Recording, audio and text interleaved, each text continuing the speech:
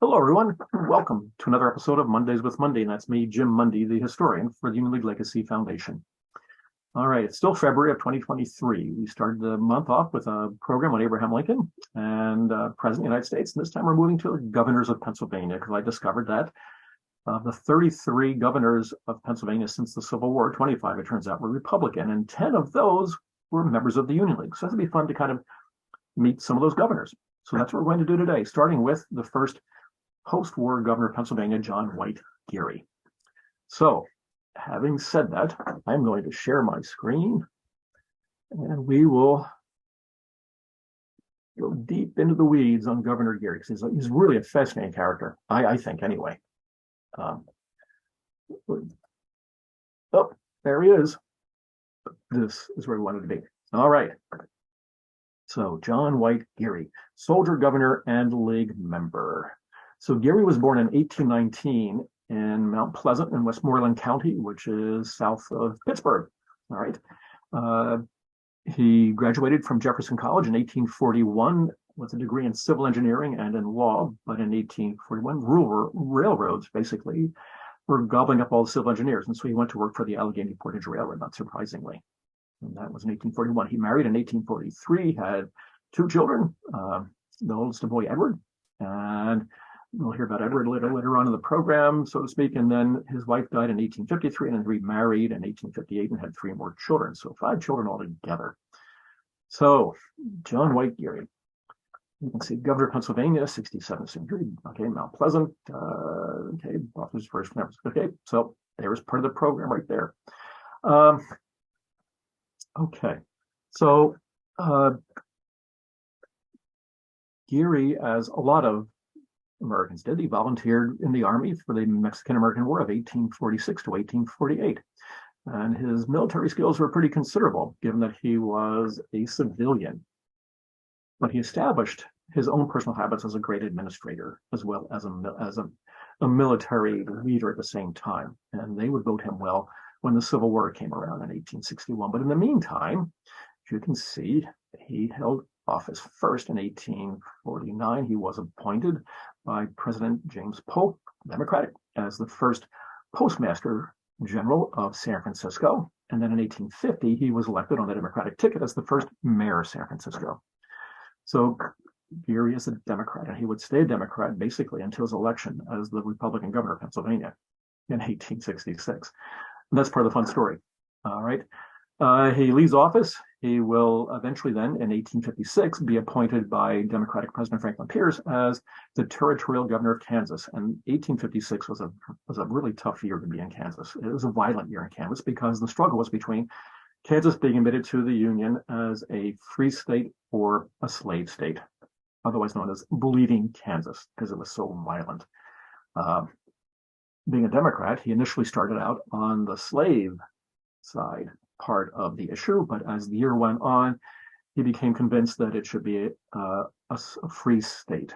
And so in early 1857, the Democrats in Kansas decided to terminate his governorship, or his territorial governorship, and he was actually forced, they fired him basically, and he was forced to leave Kansas in the dead of night carrying 2 pistols because there was an assassination plot out against him. So that is how he ended his career in 1857. He returned to Pennsylvania to his farm, and then 4 years later, the Civil War begins.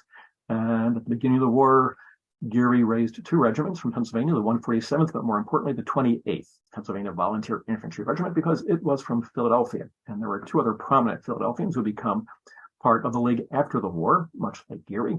So we had John White Geary, we also had Hector Tyndale, and Ariel Pardee. So Geary proved himself to be a very, very competent colonel who commanded the regiment, the 28th, but in early 1862, with that competency under his belt, he was made a brigadier general. And his brigade was part of the Army of Virginia, where in August of 1862, he was wounded twice at the Battle of Cedar Mountain. And in October, he returns to the Army after recovering, but then he is made a divisional commander. So now a brigade is made up of 4 regiments, and a division is made up of 3 or 4 brigades. So you can see how his command experience grew rather quickly. So And this time, though, he, as a division commander, he's part of the Army of the Potomac, the 12th Corps, commanded by Henry Slocum. And the 12th Corps would be involved, and his division would do very well at the Battle of Chancellorsville in early May of 1863, even though the Union lost the battle. I think arguably through the generalship of its commander, Joseph Hooker.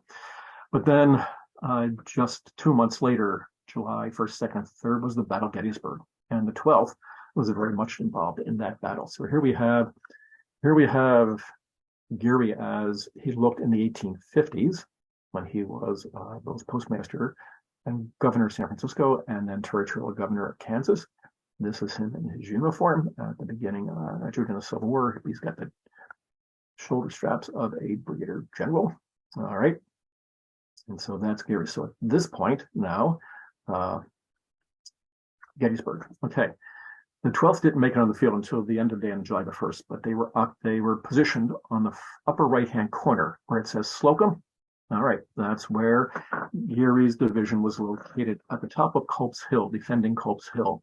And luckily, many Union generals were engineers by training, and so they knew how to create fortifications and bastions and things like that on the hill. So it was a very incredibly good defensive position. And at one point in the battle, it was said that there were more Confederates lying deeper on the field and thicker on the field at the bottom of Culp's Hill than any other part of the battlefield. The fighting there was so intense, especially on the night of July the 2nd. The Confederate attack was scheduled for 10 o'clock. It didn't happen until about midnight. But nonetheless, though, Geary's division was incredibly important in helping to save Culp's Hill from the Confederate attack. All right. So the 12th Corps was then transferred to Chattanooga, Tennessee, which is towards the southeast corner of the state, right along the border. And because Eastern Tennessee was fairly Union-oriented, although the Battle of Chattanooga had not gone well under General Rosecrans, and so the 12th was sent there to help shore up the Union Army in that position. And from that position, it was important that the Union Army be supplied because the Confederates had cut off the supply line. And that led to a battle called the Battle of Wauhatchie. And it was in that battle, October 29th of 1863, that Geary's son, Edward, an artillery lieutenant, was killed in the battle and died in his father's arms at that point. And now at that point, the Union Army was outnumbered anywhere from 2-1 to 3-1. But with his, I don't know whether I know the adjective, but rage, shall we say, Geary rallied his division and they defeated the Confederates at that point in the Battle of Wauhatchie. And so a rather tragic moment in Geary's life at that point in time. But from that, Geary would go on to command and be part of the Union Army in its march to the sea. So here we have Culp's Hill at Gettysburg, and this is a monument to Edward Geary. Again, you get the idea how big a man he was by looking at that sculpture. Right now, from Chattanooga, obviously the Union Army went on to Atlanta, and this is Geary with his command staff. Geary's in the front row, second from the left. Again, you can see just how big a man he is, or how big a man he was. And of course, from Atlanta, Sherman's March to the Sea, the Carolina campaign. For a moment, he was the military governor of Savannah, Georgia, and he would end the war as a brevet major general. So, very successful military career for John White Geary, which is why when he came back to Philadelphia, he was probably a logical candidate for Republican governor of Pennsylvania. Beautiful portrait of Geary in color. All right. So, as we said, now Geary's a Democrat until about 3 weeks before the election, which made obviously some people very skeptical as to whether he was the appropriate candidate for governor. But as we've heard earlier, his political leanings were tending more on the abolitionist side, so maybe he actually was the logical candidate after all. And so here we have a broadside saying for governor, Major General John W. Geary. Now, every candidate needs a good song, right? We still have campaign songs, and so there was a General Geary's Grand March that was written for the occasion. Right? And here we have, and if you're wondering what the contest was like, okay, so this is the fall of 1866. The war is over by about a little less than a year and a half. There are two candidates. John White Geary for the Republicans on the right, so to speak, and then Hester Clymer for the Democrats. And if you're wondering if the country had really learned anything from the Civil War, or even now, look at this issue here. So the platforms very clearly stated: Clymer, platform for the white man; Geary's platform for the Negro. And that pretty much summed it up.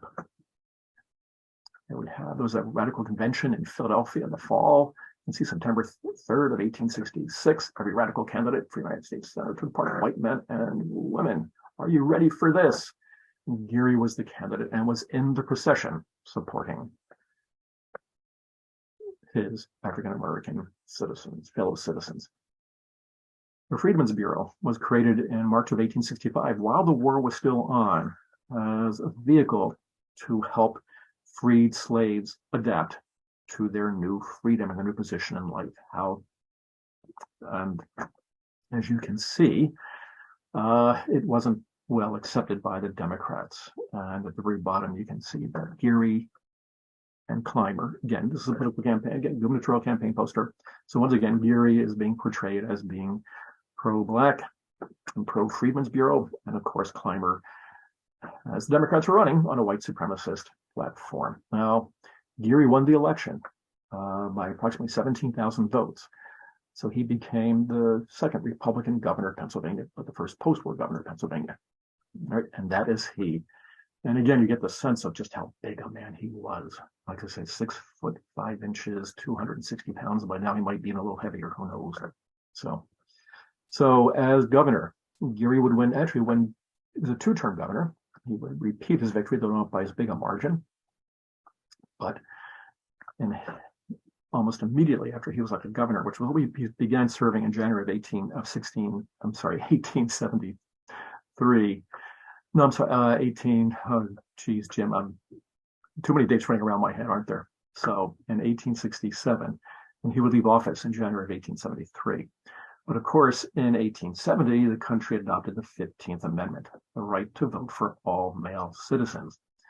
And as you can see in the upper left-hand corner, make no mistake where Geary stands. Not only Geary, but look down, let's read down that list. So you have John White Geary, Negro suffrage. Thaddeus Stevens, obviously one of the great abolitionists in the Civil War period. John W. Forney, member of the Union League, was Secretary of the Senate during the Civil War. House Ford, Alexander McClure, another League member. Simon Cameron, who controlled Republican politics in the city, in the state of, actually in the entire state of Pennsylvania. Geary wasn't a big fan of Cameron's, but he became a Republican despite it, thinking he could work with Cameron, and he did. And then, of course, the Union League sustains the 15th Amendment. And there you go, the Negro, the equal of the poor white man. And you can see that kind of sounds a lot like today's politics, doesn't it? Simply replace poor with non-college educated. Anyway, on the right-hand side, there are 12 congressmen from Pennsylvania who voted for the 15th Amendment, and 6 of them are Union League members. So you certainly understand where the League stands on this, and certainly Geary. So interesting there. I thought it'd be good to see this. All right. So much like today, the big issue during Geary's 2 administrations was voter protection, because this was an age of corruption where it was not unusual or unheard of, and actually was kind of expected, that one could vote early and often. And so one of the first things that took place in Geary's administration was the creation of something called the Registry Act of 1869. And this really tightened up election procedures, voting procedures, voter registration, who could vote, how, all that kind of stuff. So no longer were people in theory voting early and often, although there were still a number of loopholes in it. And by the way, this Registry Act was completely endorsed by the Union League and its leading members at the same time, because the League was at this point a very good government organization, if you will. But there were still loopholes in it. And so it didn't necessarily achieve all the things that it had hoped to, because there was still the corruption. People were still padding registration rolls and things like that. But that would lead then to a demand for a new constitution. Now, the Voter Registration Act hadn't really changed since 1834, and the Pennsylvania State Constitution since 1838. Up until then, Black men could vote in Pennsylvania, but they lost that privilege in the 1838 Constitutional Convention. So that would become one of the cornerstones of the new state constitutional convention at the League's urging. And I cannot stress that enough. The League was incredibly pro new constitution for the state of Pennsylvania. The convention itself took place between November of 72 and December of 73 when the vote took place in the state of Pennsylvania, and it was accepted and approved by the citizens of Pennsylvania. It took place on January the 1st of 1874. So here you can see this address by John White Geary to the General Assembly supporting this new state constitution. And it was at that point one of the greatest political achievements of any Pennsylvania governor. So John White Geary certainly left his mark on the state of Pennsylvania when he was governor. So he left governor, as I said earlier, in January of 1873. He was out of office no more than 3 weeks when he was feeding one of his young sons when he had a heart attack and died at the age of 53. And thus ended the career of John White Geary. So here we have Geary's cemetery plot in the Harrisburg Cemetery. And again, another sculpture of John White Geary. And then we have Geary at the League itself. So this is the Lincoln Memorial Room. And if you're looking at the west wall that has the Lincoln sculpture in central niche, look to the far left on the wall. And that's that's what you see here on the left-hand side in the panel. And on the right-hand side, and then again, these panels, these 8 bronze tablets, contain the 532 names of League members who were members of the League up to 1917. So Civil War veterans, Union League members, 1917. And there we have at the top list of governors in Pennsylvania, John White Geary. So, all right. I think that worked. All right. So on that, I hope we've all learned a little something more about John White Geary, and I hope it prompts all of you to go out and learn more about him yourselves, because he was a fascinating character. It's a shame that he died soon. I think he would have had a lot more to do with both Pennsylvania, Philadelphia, and the Union League. So that wraps up today's episode. Thank you for watching. I hope it was interesting. I hope you all stayed awake. Okay, so we'll see you in 2 weeks. So in those 2 weeks, everybody stay well, stay healthy, stay happy, and thanks for watching. We appreciate your support. So goodbye now.